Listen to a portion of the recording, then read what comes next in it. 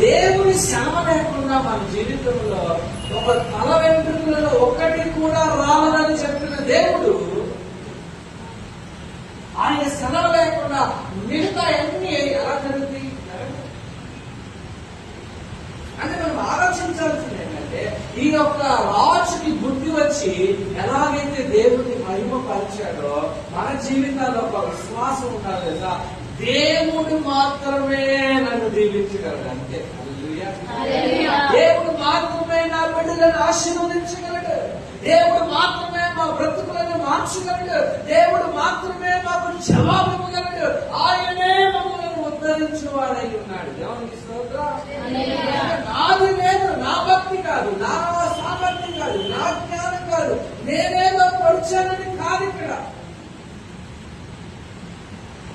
నన్ను విడిపించాలంటే దేవుడు మాత్రమే.